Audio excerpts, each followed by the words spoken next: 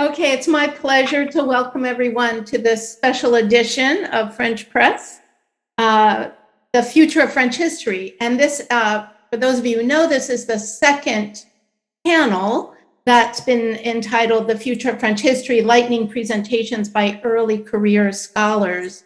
The first one was last week, and the next one will be in Charlotte at our in-person conference, and we certainly hope to see many of you there. Right, Tip? Okay, don't unmute. So it's my pleasure to introduce the chair for today, Professor Julie Hardwick, the John E. Green Regents Professor of History at the University of Texas, Austin. I'm sort of multitasking here because I'm letting people in at the same time. So those of you who aren't familiar with Julie's work, she works at the intersections of legal, economic, social, and family and gender history in early modern France. Her new work, Sex in an Old Regime City, Young Workers and Intimacy in France, 1660 to 1789, recently came out in 2020 from Oxford University Press. She's written two other books, The Practice of Patriarchy, Gender and the Politics of Household Authority in Early Modern France, which came out in 1998, and then Family Business, Litigation and the Political Economy of Daily Life in Early Modern France in 2009. She's had many essays and edited collections and articles from the American Historical Review, the Journal of Social History, the William and Mary Quarterly, the Journal of Women's History, etc.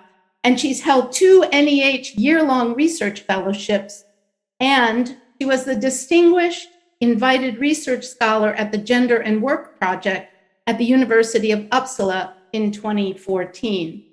She's also the founding director of the Institute for the Historical Studies at the University of Texas in Austin.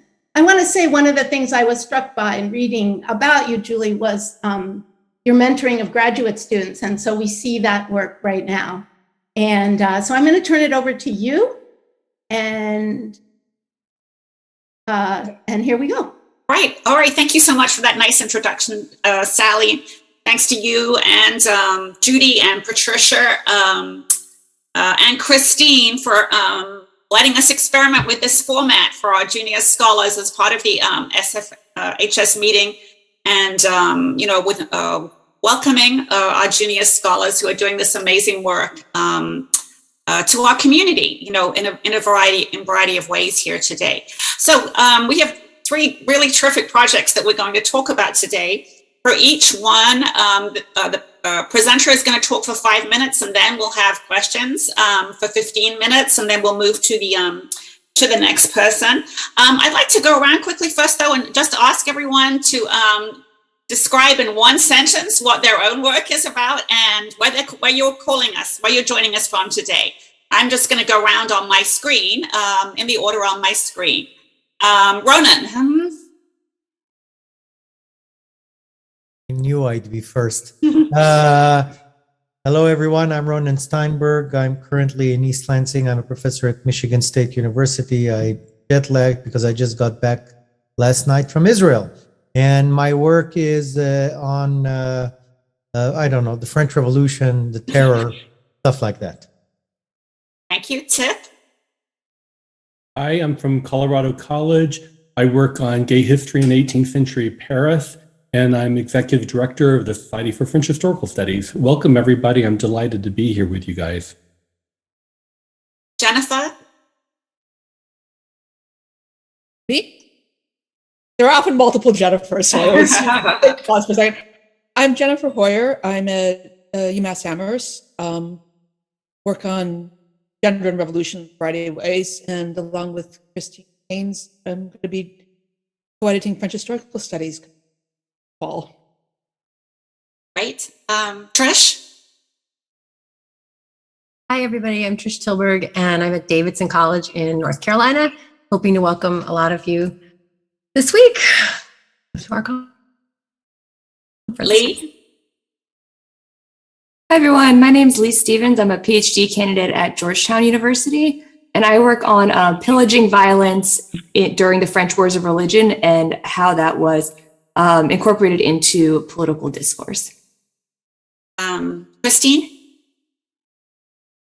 Christine Haynes. I've worked on a variety of aspects of 19th century French history, but right now I'm working on the conference that's happening this coming week in Charlotte. And we're so excited to hopefully see some of you in person there, but also that we could organize this event in conjunction with the conference. Megan? Hi, everybody. I'm Megan Roberts. I teach at Bowdoin College, but right now I'm in Paris, France. And I work on the social and cultural history of the Enlightenment, especially the history of medicine and women's and gender history. Nina? Hi, I'm Nina Kushner. I'm at Clark University. I work on history of sexuality in 18th century France, mostly 18th century Paris, especially history of sexuality and marriage right now, and prostitution. Michael Breen. So with one Michael. Yes, hi, Michael Breen. I'm in Portland, Oregon at Reed College, and I work on the social and cultural history of law in late medieval and early modern Europe. And on top of that, I am now editor-in-chief of H France. So glad to be here today. Laurie? Hi, everybody. I teach at UC Santa Barbara, and I guess I would describe my particular area as urban history of 16th and 17th century France and historical culture of the Kingdom of France in general, 16th to early 18th century. Junko? Hi, everyone. I'm Junko Takeda from Syracuse University. I work on 18th century French global empire, I guess, mostly Mediterranean and Persia, and now Armenian. Hey? Hi, I'm in New York City. I'm a PhD candidate in the French department of the CUNY Graduate Center, and I work on theater and propaganda and moral education literature. Great. Welcome. Dana? Hi, my name is Dana Akmon. I am calling from Blacksburg, Virginia, where I work at Virginia Tech, and I study empire and colonialism, French empire and colonialism in India and the Indian Ocean, and I'm currently writing a book about law. Keith?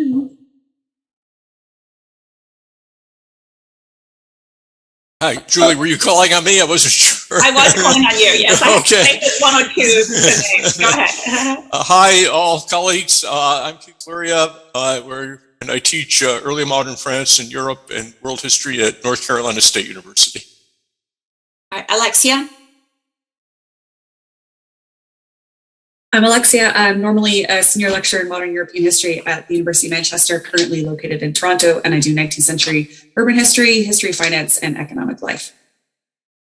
Michelle? I'm Michelle Platt. I teach at Suffolk University in the Boston area and work mostly in history of the emotions and history of culture. Normally things on women in late 19th century France, but lately something on period drama and historical accuracy. And Natalie? Hi, I'm Natalie Donnell. I'm a PhD candidate at Georgetown, although I'm currently in Brussels, Belgium. And I study women in trans-regional noble families across France and the Spanish Netherlands in the 16th and 17th centuries. Great, welcome. Lisa?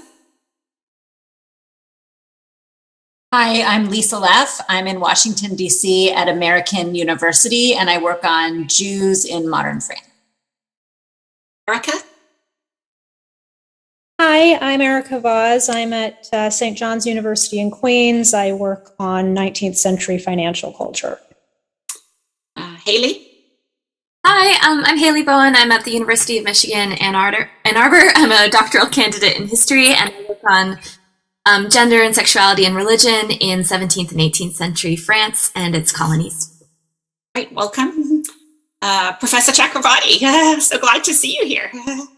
Hi, thanks, Julie. I'm interloper in some ways. I actually work on the Portuguese world, but I'm currently on sabbatical. And so even though I'm a professor at Georgetown, I'm in San Jose, California.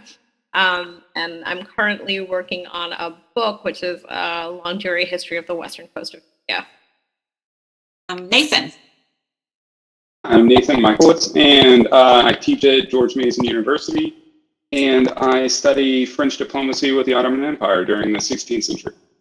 Welcome. Brent?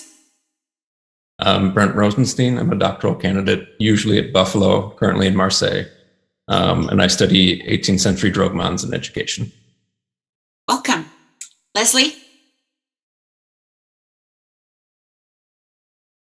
Hi, I'm Leslie Tuttle, and I'm a faculty member at Louisiana State University in Baton Rouge. Katie?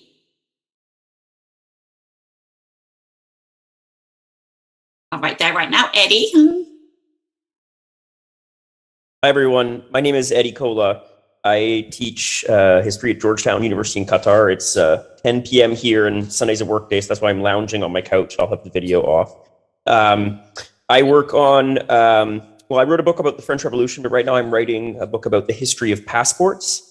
And while Ronan, you're jet-lagged coming from Israel, I'll be very jet-lagged and look forward to seeing many of you in Charlotte in a couple days' time. Yay. Casey? I'm Casey. I relationship between music and acoustics around 1200 Paris. Anna?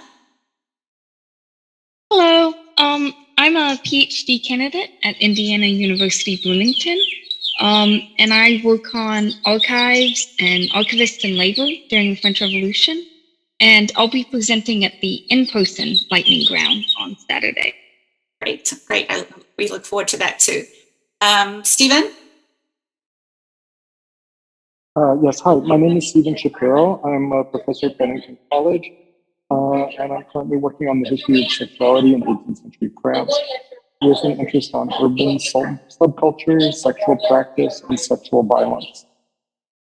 Thank you very much, everyone. I thought it would be good to introduce ourselves, since we're not in person, to introduce ourselves here.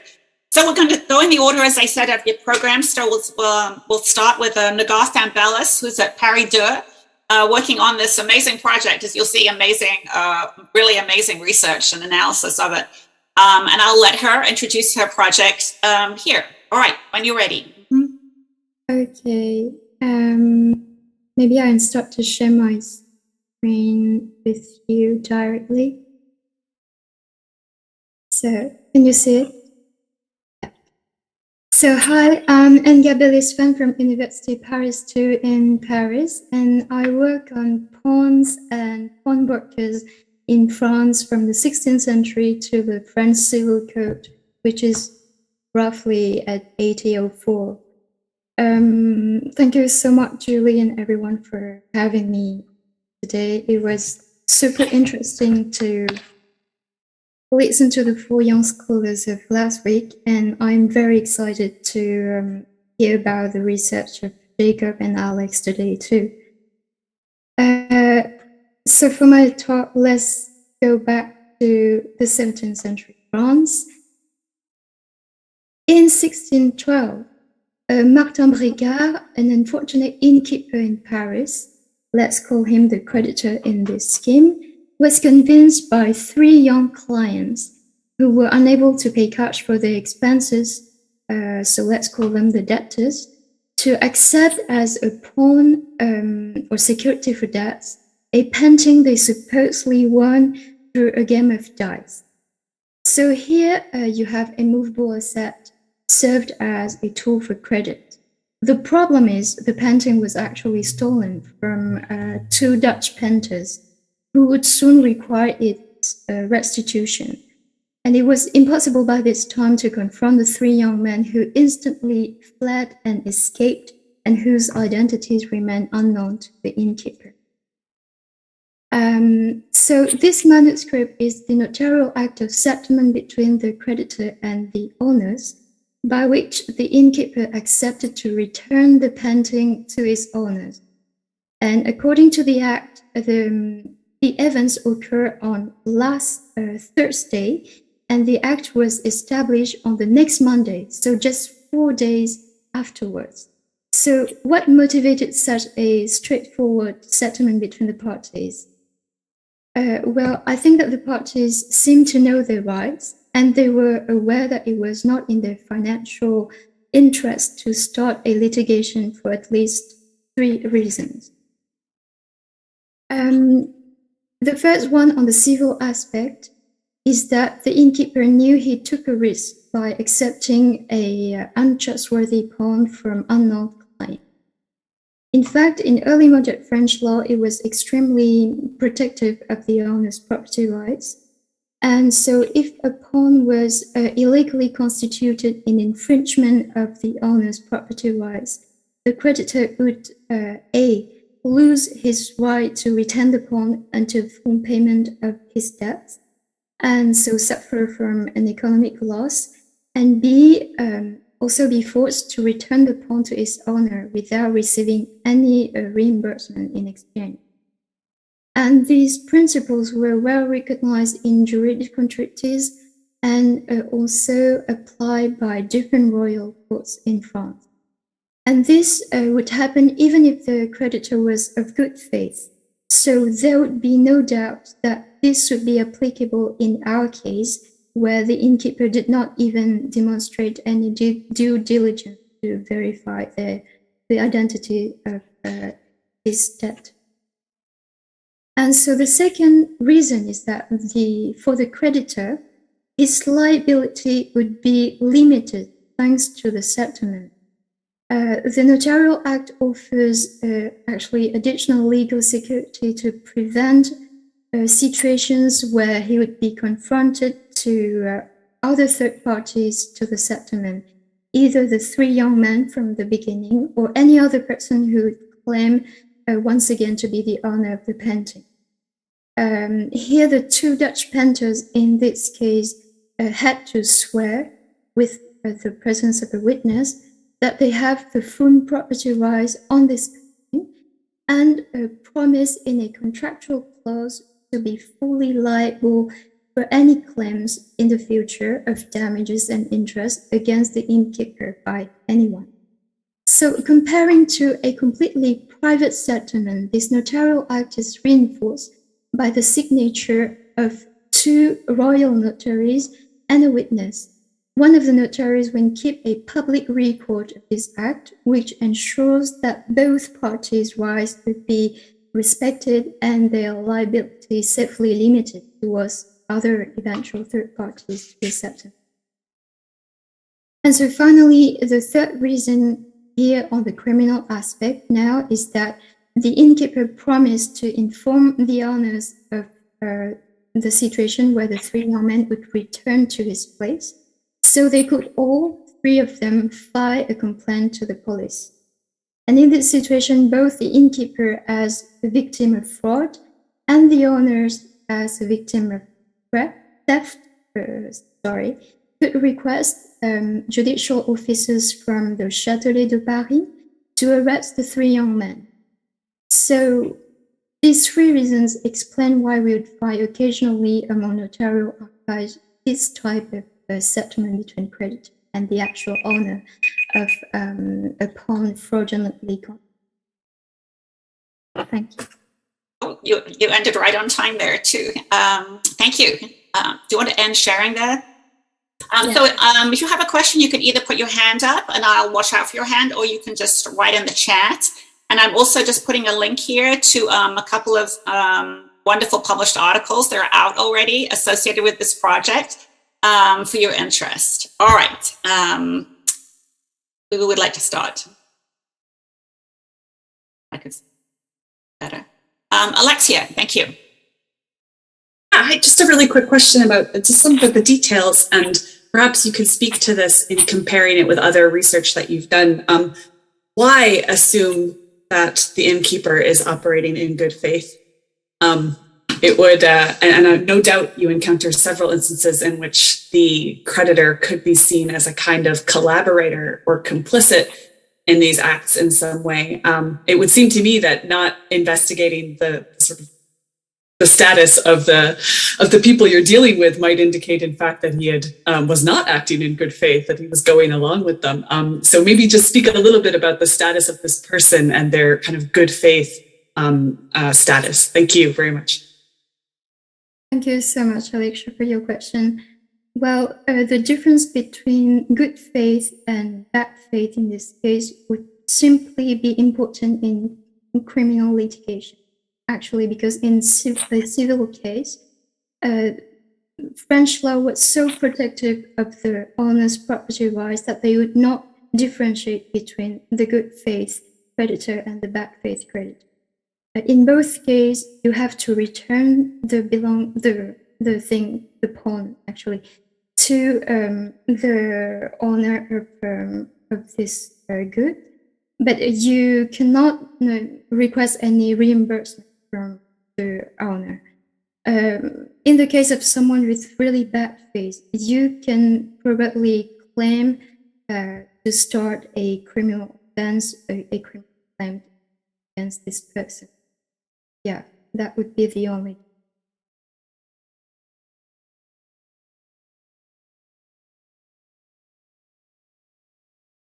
I go? Or you all decide here? Nga, I wonder if you can talk about the sort of prevalence of pawning, of pawns being used in these ways in your larger work on credit. That is, where do you see this use of pawns fitting into the larger credit and debt networks that you're looking at? Thank you, Julie, for your question. Actually, I have seen that pawn is not only something that you would give to a professional pawnbroker, and you have a lot of cases like this one where you have private parties having to settle around some debts or future payment of merchandise or anything related to rents, for example, who would use their movable assets as something very useful and very easy to mobilize for their credit. The advantage comparing to, for example, if you want to do a mortgage on a house, is that with a pawn, you don't use all of your credit at once. You can use different little things in your possession to have different kinds of access to credit. And you can also, for example, say you are late in paying your rent, you can also give the person who rents you your house a different pawn each month. You can have an additional pawn when needed. So yeah, this is very very easy to use in actual life. Right, thank you very much. Jennifer? Yes, I was just curious, since your title encompassed a large chronological span, if you see real changes in how pawns are used, or how people who are pawning are regarded over a couple of centuries you're looking at. I'm also curious what the most common pawns are. Thank you, Jennifer. For the use, then there are not much changes. Actually, it is very easy to use, so there are not much changes in the use. But in regards of the legislation and how the Court of Justice would deal with all the abuse regarding usury or theft, etc., there is an increasing presence of the state. We can see that more and more legislation and royal legislation and also customary dispositions are taken to, have all these abuses are dealt with. So, yeah. Oh, it's my turn again. I have 100 questions, so that'll be all right for me. Oh, Tip, go ahead. This is a fascinating story. Thank you for presenting it. This is far from my field, but I was wondering if you could say a little bit about what kind of contribution you'd like to make to the historiographical literature or theoretical literature. How does this story make us rethink some of these larger questions in the field as well. Thanks a lot. Well, to be honest, when I started to do research on this topic, I thought that I would be only researching notarial archives and working on contracts between people and maybe with merchants and private persons. But as long as I study this topic, I have seen that there are much more interest also in dealing with all the police record of people who were put in prison because they were professional pawnbrokers and they tend to abuse of their positions towards the debtors. And you have also a lot of interesting decisions from the courts of justice, either regarding civil interest or criminal interest. So I think it's important to no longer focus on just the contractual relation, but also on the way on how society would deal with all these abuses and crime, and how the state actually step in and create a legal settings to protect all the more vulnerable populations. Michael?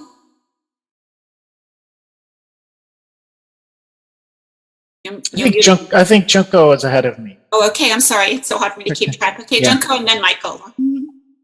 Thank you, Michael. So I guess my question kind of piggybacks on what Julie asked already, and Jennifer as well, but kind of thinking in the across the long term, right? I'm imagining that market society and credit market society look very different between the 16th century and the 18th century. So I'm wondering, does it change what's being pawned? Does the kind of global or the globalization of the market increasingly across the 18th century change the things that are being pawned and where they're coming from? Thank you.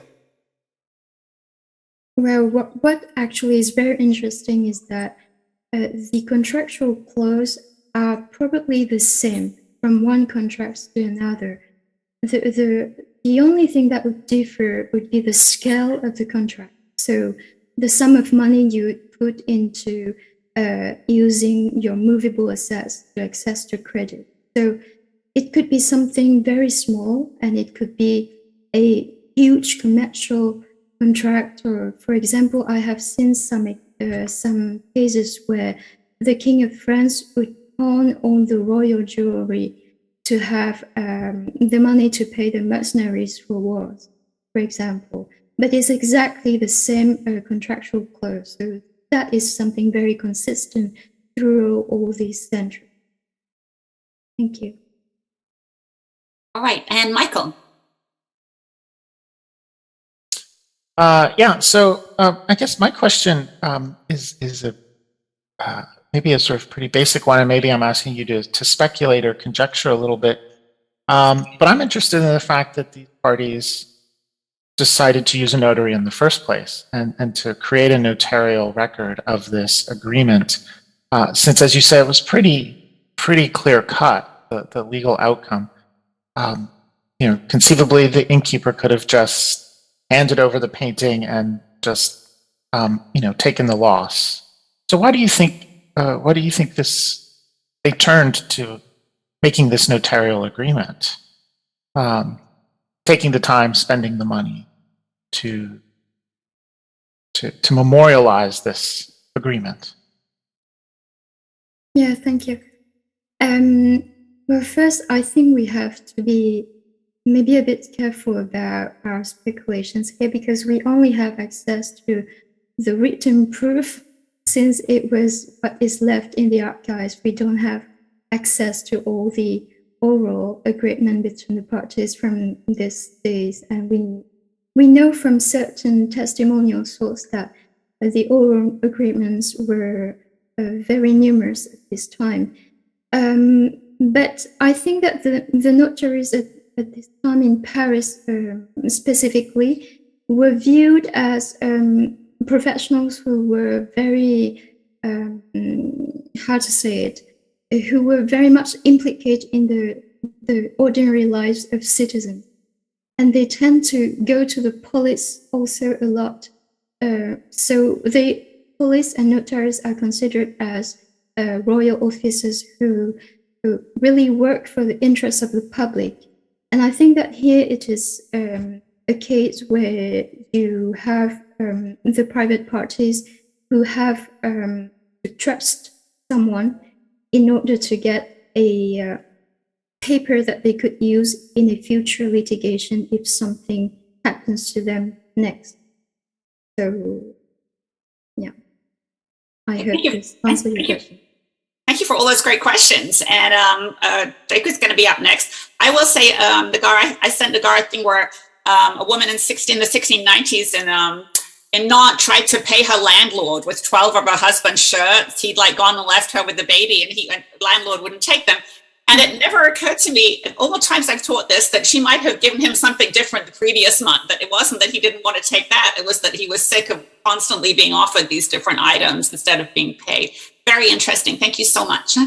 And next up, Jakob Burnham, who's a graduate student at Georgetown, doing a fantastic dissertation, as you'll see. And he's in Paris at the moment, too. So two of our presenters today are in Paris. Go ahead.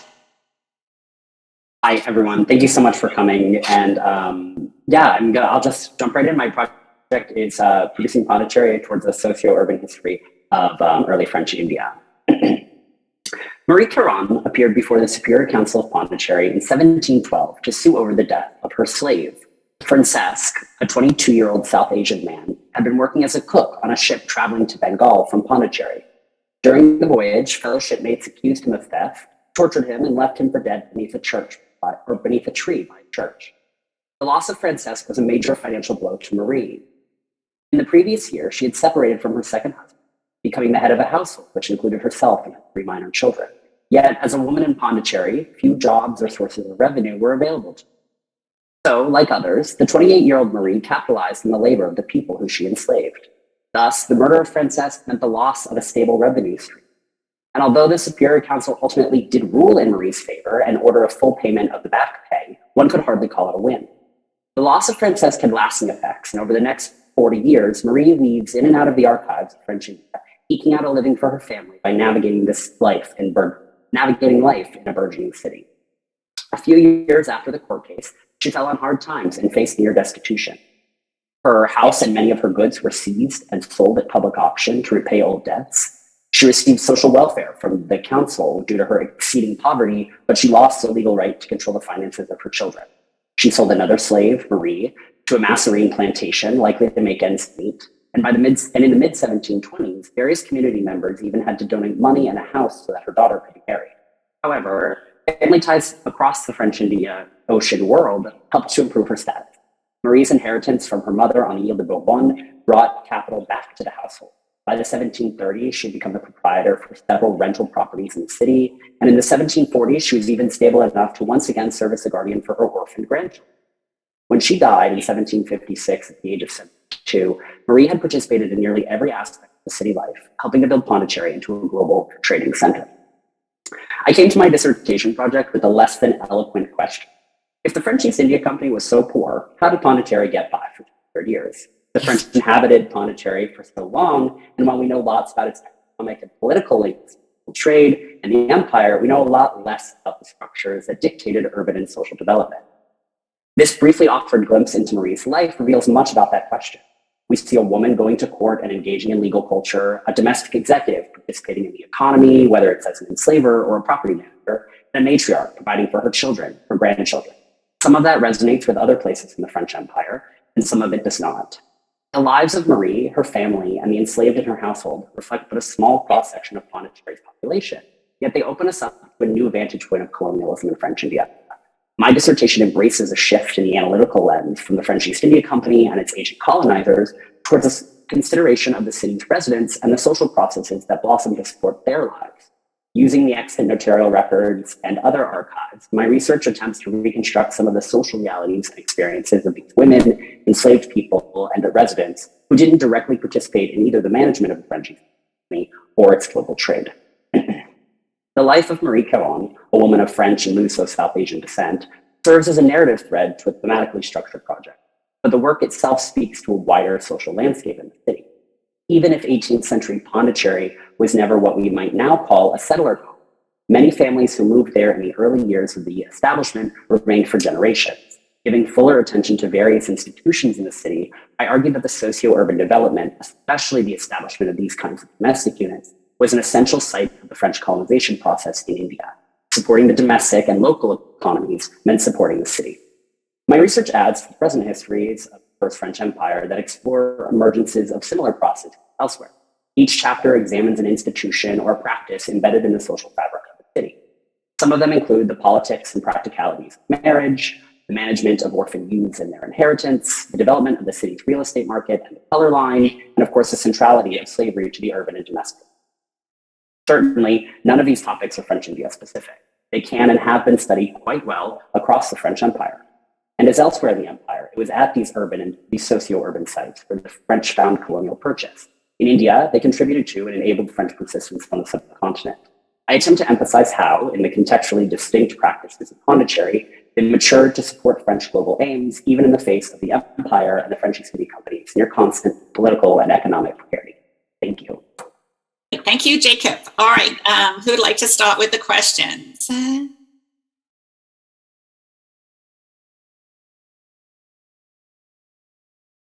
Having you put them in the chat. All right, Dana, thank you. Thank you, Jacob. That was so fascinating, and also I'm so impressed by what you've both been able to do in 5 minutes. So that's just as a side point. Thank you. So I'm really interested in this idea of decentering the French East Indies Company in the analysis, and thinking about residents and families over generations. And I think the focus in the scholarship on the company has come with a desire not to think about this as a colonial project and to think of places like Pondichéry as comptoir and not colonies. So why, you said that somewhat as an aside, like, of course, this is not settler colonialism, but why is this not settler colonialism? Why should we not take that next step? Or how do you think about this question of whether or not these colonies are a form of settler colonialism? So that's I have two parts to that. So I don't necessarily think that we should exclude it from settler colonialism. I think that that's a particularly problematic way, and I think that a lot of the 19th century historiography, the way we think about the Second French Empire, really influences still how we talk about the First French Empire. However, I would say that unlike what we might consider the early modern settler colonies, New France, Louisiana, the Antilles, there was no state or monarchy-sponsored population drive, the Filles du Roi and criminal convict transferences towards French India, and I think that that's a decidedly kind of policy mark difference that I'm still grappling with. But definitely, I said that we don't, but that's really an aside at the historiography, and that I think that we should think of it more critically in a settler colonial. I mean, you still have families that you can trace lineages from the 1674 founding to right now you can track families too. So I am not convinced. I hope to convince other people that we should be more generous in the application of particular colonial terms. All right, Haley, and then Lee. Haley. Well, I think Lee might be first, but you want to go ahead? Sure, I'll go first. It's a pretty broad question, but you mentioned that Marie's experience was in some ways typical to the metropole and to other French colonies, and in other ways atypical. And I'm just wondering if you could get into that a little bit more about the particularities of Pondichéry and the interactions between the individual and the civil state. Yeah, so I think the big thing and one that's very important is that Pondichéry was a society with slaves, but not a slave society.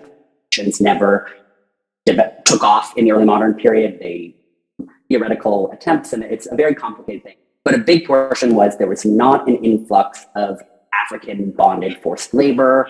There were, of course, slaves coming from South Asia, drawing connection. Local French women and men would go to local slave markets to purchase slaves, creating these kinds of social connections to South Asian cities and economic economic centers outside of Pondichéry to, again, further tie Pondichéry to the local or more regional politics. And so slavery, of course, is a big one. Then from that logically comes race. Of course, South Asian race developing in a very different way, in a very different kind of process, which I talked a little bit about at the last thing I gave with around the real estate and how we're dividing white town, black town, and maintaining structure within the city. The politics of childhood are incredibly different, how the company is governing and how they're relating to children as money sources and potential capital, not just as future employees and potential population. Right, thank you. Haley. Thanks, Jacob. So I'm wondering about Marie Caron's slave and how they ended up on the ship in the first place. And was this a common practice to sort of lease out slaves for temporary periods of time? I was wondering if you could give a little more context on that for us. Yeah, so unfortunately, and I have not seen any actual contracts between people like Marie and their slaves. However, there are lots of references to women.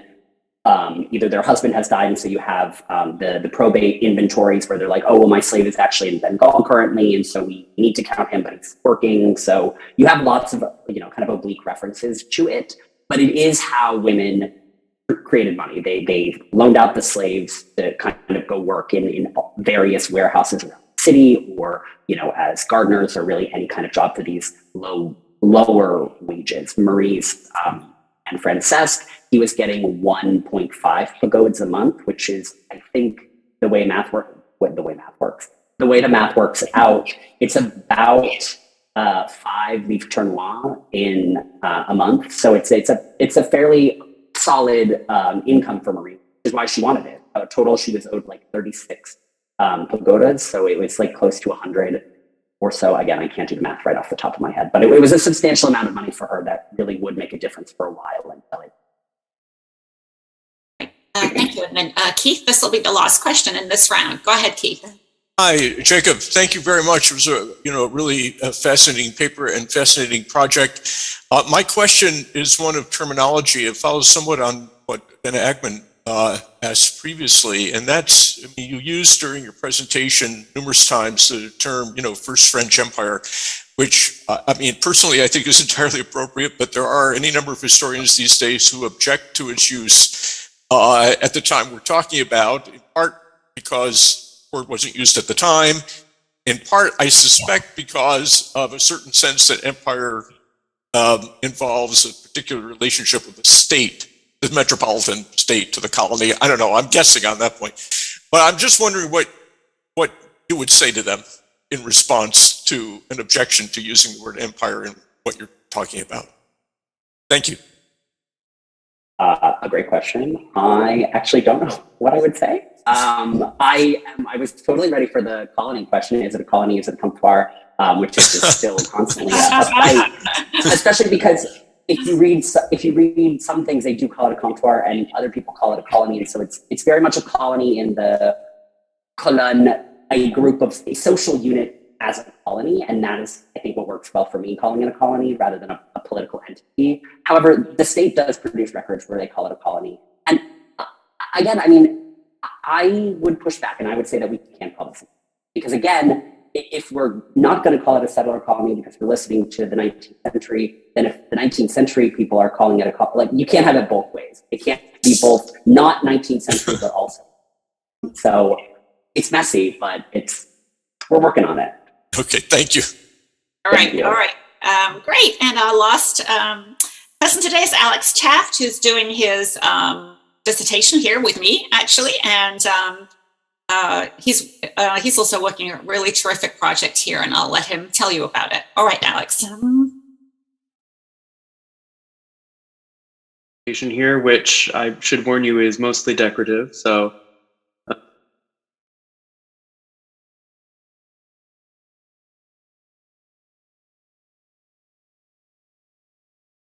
common inside and outside of institutional structures in 17th century France. From to the heart of royal administration, managed by their witnesses and participants varied greatly, depending on a dynamic web of complicating identities, cultural beliefs, and social roles.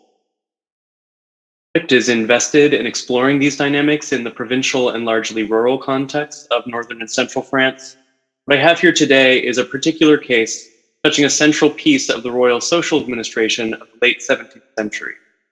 Though exceptional in its way, it can reveal how childhood, authority, and sexuality were thought to operate together.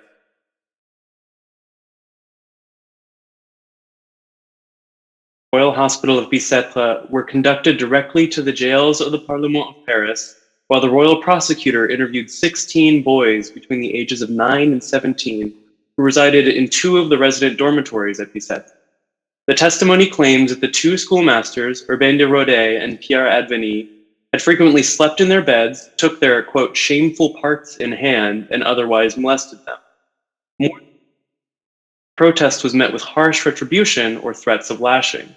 Rather than attempt to hide these actions, Rodet and Adveny performed these acts in full view of the other children, apparently trusting that their victims' relative powerlessness would protect them from consequences. 53 at the time of his arrest, and his assistant Adveny was a mere 17. The behavior towards their charges were that Rodet engaged in graphic threats and violence, while Adveny tended to prefer coercion without resorting to anger or violence. The differences in their hierarchical positions could help explain these patterns, but it also suggests that the broader pattern of age-differentiated male sexuality was active in shaping these roles. Committed several impurities with young boys, the younger Adveny responded merely yes, and he did not believe it to be a sin. Stark relief to Rodet's strategy of vehement denial is particularly striking for the implication that Adveny thought his actions were, if not celebrated, at least morally defensible. As masters of these boys, both bodily and pedagogically, offered more than just opportunity. It offered them a form of self-justification. Central dormitories of Bicêtre, these boys were severed from nearly all potential allies or family. These boys were likely wayward children, the children of artisans, placed under the auspices of royal authority to be transformed into productive members of society. These punitive houses of correction, though not yet systematized to the extent that they would be in the coming decades, were intended to take in troublesome youths and teach them the rudiments of trades and, more importantly, good behavior. As such, they had even less social capital than the average child living on the streets of Louis XIV in Paris. A few of them mentioned sessions between Rodet and a parent or a fellow resident, but these were rare, and so often most children could not expect a parent to intercede on their behalf, at least not very quickly. In fact, the court, when questioning Rodet, seemed to be under the impression that these parent conferences were another example of potential sexual impropriety, as this was the only time a member of the opposite sex was taken into Rodet's chamber and the door closed. Of the 17th century throughout France, the roles of parents in initiating prosecution was complex. Often years would pass with the sexual abuse of children a more or less open secret before a complicating factor forced official denunciation. Of course, retributive justice and infrajudicial practice abounded. So this is not to say that parents turned a blind eye. However, it is important to consider that they feared the reputational and often real social impacts of engaging in the legal system against any fellow community member, even one potentially terrorizing their own offspring.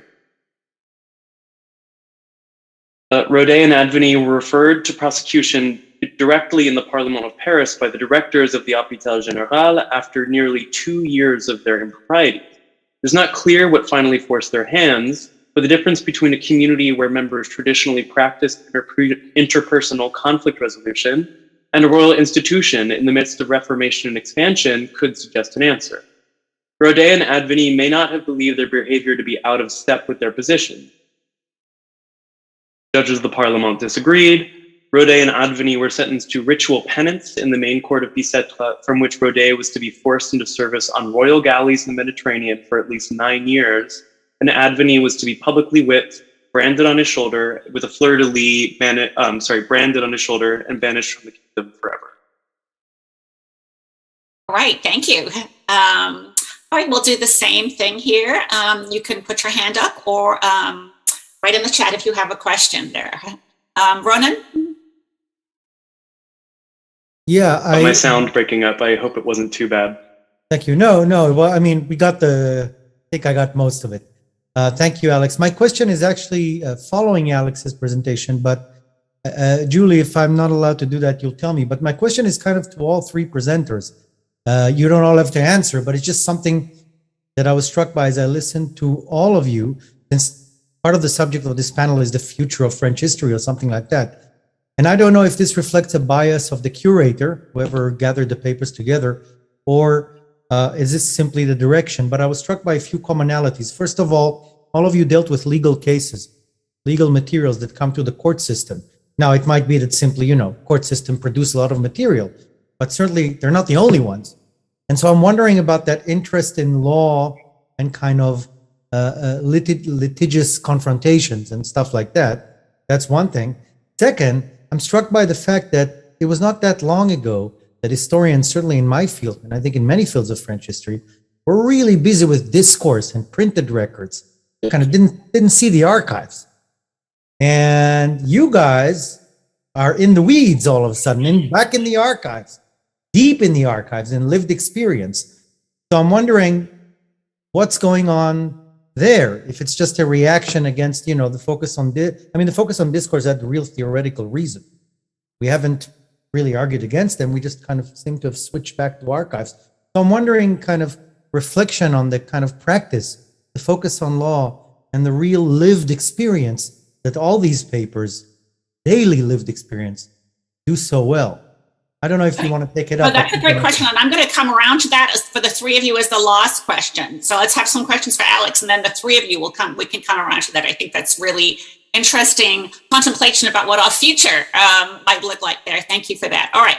I lost track of whose hand was up here. Michael. Sorry, no, I was just applauding the return to the archives. Okay. That's all. All right. Questions? I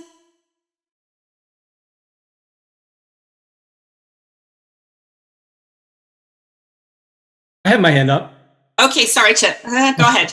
No, I know it's hard with a big screen. Yeah. Thanks a lot, Alex. This was fascinating. I love the project. And I think you have wonderful material and a lot a lot of good questions to think through. I was just wondering, I know this is a little bit of a throwback in some way, perhaps a generational throwback, but I was wondering if you could disentangle a bit the threads of analysis that are more engaged perhaps in present considerations of pedophilia and sex abuse. And, I'm thinking about the decades-long pedophile challenges in the church and that kind of thing. And maybe the more historicist element.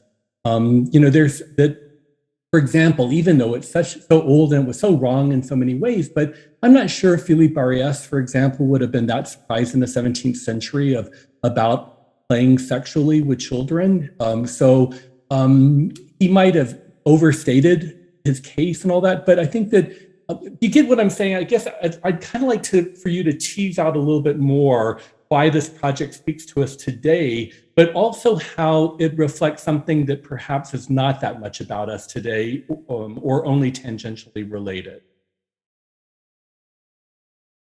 Great question, and kind of comes up a lot. And I guess I would call it kind of the trickiest part of what I'm doing, because what comes out of all of these cases, not all of them, but the great kind of majority of these cases, is the prevalence of children, whether that's actually just a term that they're using in the court documents referring to enfant or garçon, but often they will use that same term alongside an age identifier of somebody who's up to the age of 23 years old.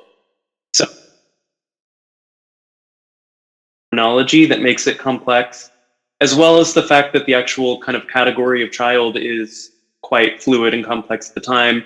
And even if we can, in a modern sense, that a 14-year-old, a 15-year-old is like most certainly a child, and somebody that is sort of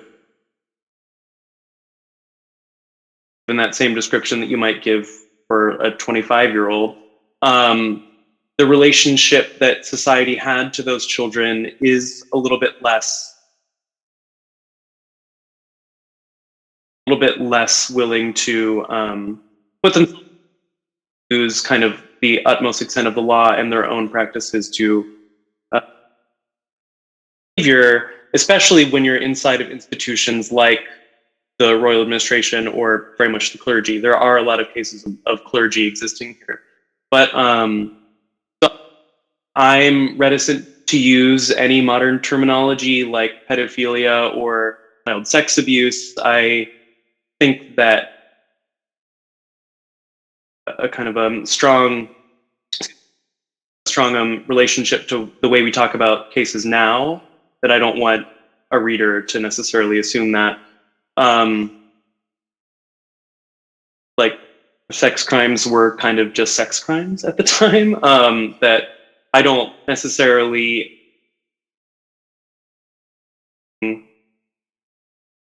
persecution in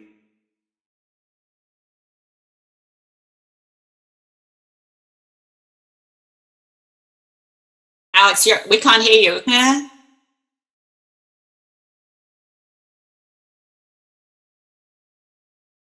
Okay, Haley and Ananya, what, you want to just write your questions in the chat, and then Alex can sort that out and know what they are.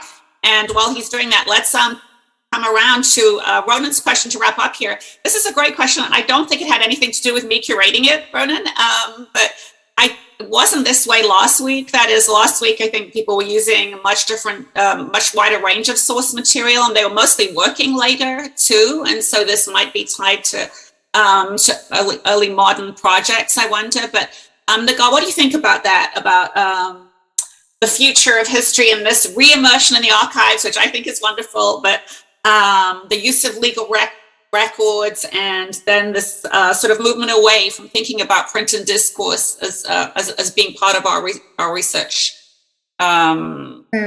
Maybe I would start with a disclaimer, because my background is in private law, actually. I went to law school before starting my PhD thesis, so I came to legal history through law. But I noticed that effectively there are much more dialogues between legal historians and the historians from economic history or social history nowadays.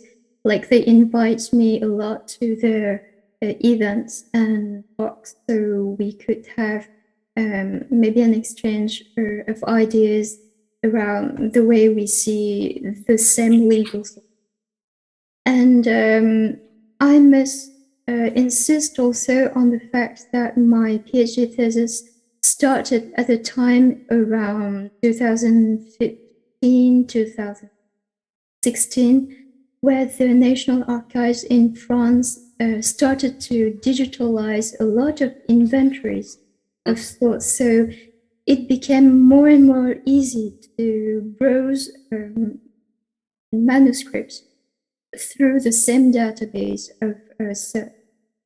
And also Gallica was developing with all the printed books from the early modern era. And that helped a lot in terms of accessing the know actually what is look for. That's so interesting, the impact of digitization of the archives on the kind of work people are doing. Jacob, what do you think? I chose Imperial Archives because they hadn't been looked at really extensively. There's one other scholar who looks at them from the material culture perspective, but nobody has really dug into Pondichéry's. But also, the Empire's had a lot of discourse. It's had a lot of talk, and then it shifted towards, if we can use the word empire on that front, but it then shifted towards using the notarial archives in other places. I mean, everyone who studies Saint-Domingue looks at the DPPC records for these kinds of things. And so I didn't want to go back to the old kind of stuff. I wanted to do what other people were doing in other colonies. There's no reason to start with, and not outdated, because there's still excellent work being produced, but there's new innovative methodologies that get at the kind of subaltern and these Black feminist methodologies that are so important, and why not apply them from the start rather than having to build old historiographies and then change them and redistribute them. So that's really what it is. It's not the French historiography really at all. It's other fields and a very interdisciplinary pull that pushed me towards. Good. Alex? I apologize for is the sound any better? I took out my AirPods. I'm sorry, I had no idea that was happening. Well, okay, so to answer that question, yeah, I think it's sort of the pendulum swinging in some sense. The majority of things that you read in your comprehensive exams having one style, and then moving to reading all of the cutting edge things that are slightly moving in a different direction, you kind of want to follow that a little bit, I think. But no, I agree. I think but I would also say that just the archives have maybe started to feel more stylish again. I mean, this is much more like culture of the discipline in an answer, but it kind of seemed to me obvious that I would be working on an archival project that sort of seemed to follow pretty naturally for me. But that's a short answer. All right, good. That was actually a really interesting question. So Haley, do you want to ask Alex your question, and we can have that as the last one? Thank you. Oh, sure. So thanks. I would love to talk to you a bit more, Alex, at Charlotte, about this, because I work on sort of adjacent sites of incarceration, convents. And in those, I've noticed there's lots of regulatory mechanisms to prevent abuse. So there's rules about not going into nuns' rooms. Women can't sleep two to a bed. They have to have curtains up between the beds. There's all these sorts of mechanisms. And I'm wondering if there are similar things at these prison systems. I know there's gender segregation in the prisons, which is one way of preventing abuse, but I'm wondering if you're finding similar rules related to this, or when people are coming to inspect the prisons, if indeed they do so, if they're kind of making regulations about this on the fly to try to prevent abuse, if that's a concern at all. Thanks. Yeah, that's a really good question. I am not a Bicêtre or like asylum hospital scholar, so I'm not deep in the knowledge of kind of the multiple stages of establishing these 2 and then 3 primary hospital centers in Paris. But I would say one thing that's clear is there's very little oversight for these 2 schoolmasters. The children seem to only have relationship with them as anybody who's looking in on them, spending the night with them. One other interesting thing about Rode is he seemed to have just gotten drunk and come back drunk and slept with them quite frequently. It seems to me that it was a little bit, well, it was the very early stages of establishing Bicêtre, certainly as a house of correction, but very early in the establishment of Hôpital Général system in general. So this might have been a test case that introduced the idea that they should be making these regulations more common. All right, that's great. And we are out of time. Thank you all for coming and sharing your Sunday afternoons with us today, and welcoming our new colleagues to our community. And I hope we're all going to see each other in person eventually somewhere. Also, we have this wonderful online community options now. So thank you all very much. And thanks very much to Nagar, Alex, and Jacob for sharing their wonderful projects with us this afternoon.